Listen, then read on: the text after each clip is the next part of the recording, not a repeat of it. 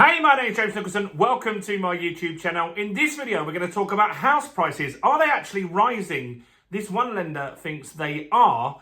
And what else is going on in the property market with interest rates and all of that kind of stuff. So make sure you watch this video to the end to find out all of that interesting stuff. While you're here, if you haven't done already, do smash that subscribe button and hit the bell notification. We're at 16,000 subscribers now, maybe more by the time you see this, which is absolutely crazy. It's been really busy on the channel very recently, so thank you to everyone that watches. And while you're here, make sure you smash that like button, tickle the like button. Just do something with the like button. That really helps us with the YouTube algorithm. We're already on 600,000 views this month, which is absolutely crazy. So what lender are we talking about today? Well, we're talking about Halifax.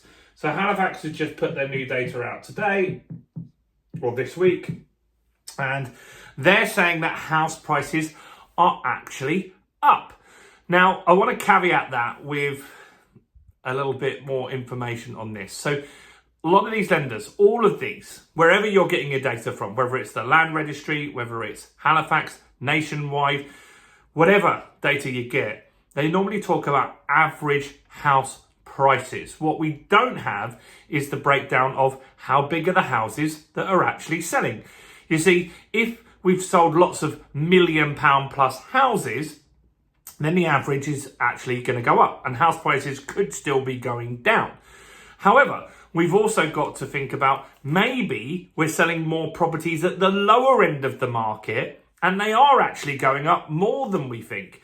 And that is, you could have it both ways, couldn't you? So at the lower end of the market, we know for a fact that some people are downsizing.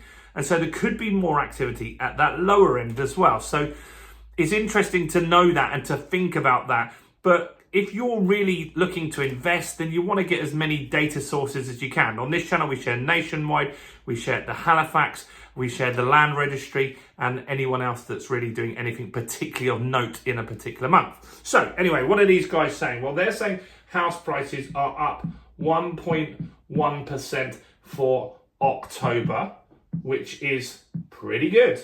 And that means that there is definitely some sort of movement there.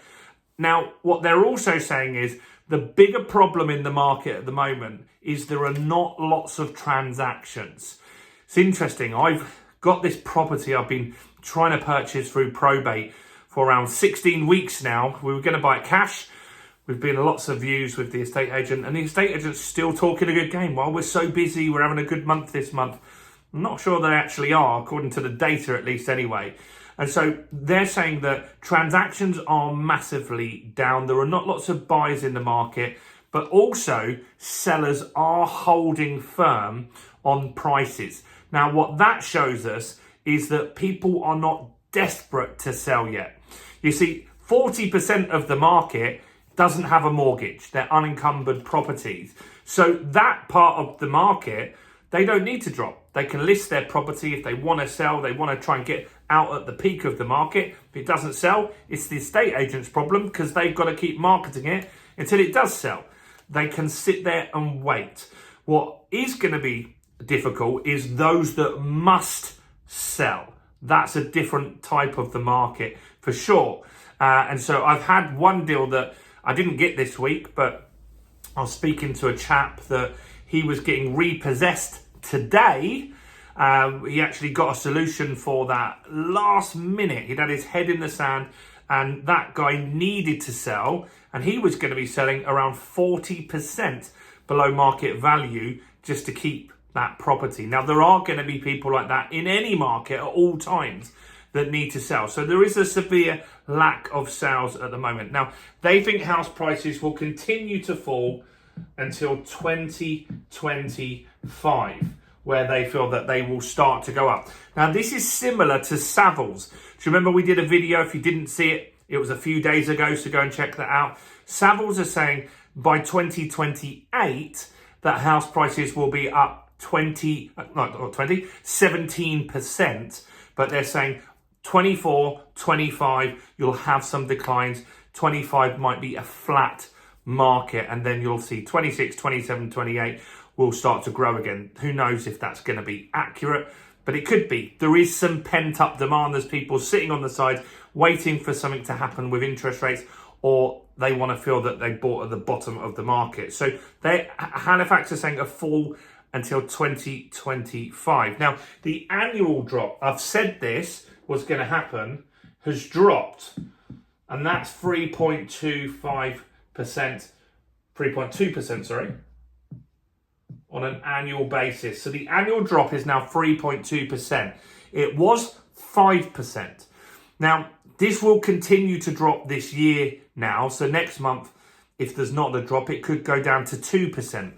And the reason for that is because last year, it was October, November, December, we had the drops in house prices.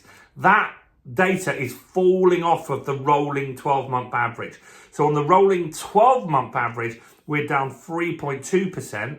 We're actually probably down 4 or 5 or 6%. And if you add inflation onto that and look at the real house price, it's probably down near as 16, 17% now, which is interesting to see where that's going. So Halifax data, I know what's going to happen in the comments here. I'm going to get absolutely annihilated. Someone's going to say, you said prices are going up. You said prices are going down. I've actually got different opinions and different data on that. This isn't my opinion. This is the Halifax's raw data. Now, why do I like lenders' data? The reason I like the lenders' data and their forecasts, so they're saying a fall until 25, they have the crystal ball that others don't have. Now, land registry is the ultimate final price. And that data is the government data. It's where everything finally gets registered. But that's got a massive lag. The lenders, they know the deals that are happening in the next 6 months. So I've got some mortgages in with some lenders at the moment. Those lenders know how much I want to borrow, how much I'm expecting my house to be worth. But they also know that their surveyors have looked around these properties and what the value is today. They're aware of that. So they know on remortgages, the valuation, they know on new deals, those valuations as well. And so that data isn't really anywhere else. You could say estate agents have that kind of data, but they're not pooling that data in one place. Lenders have that big advantage. They can see where the market ultimately is going to end up, at least for 6 months out from now. And so that's interesting to see that they're continuing to see the market drop for a prolonged period of time. And so this average house price stuff, as we said, we don't know for sure. Is this more expensive houses have sold, or actually could be even better than we think if lots of lower end properties have sold as well. So let me know, what do you think about this data from Halifax? Do smash the like button if you didn't earlier. That really helps us with the YouTube algorithm. Subscribe, let's get 17,000 subscribers, and make sure you go and check out some other content on my channel, including this video right here.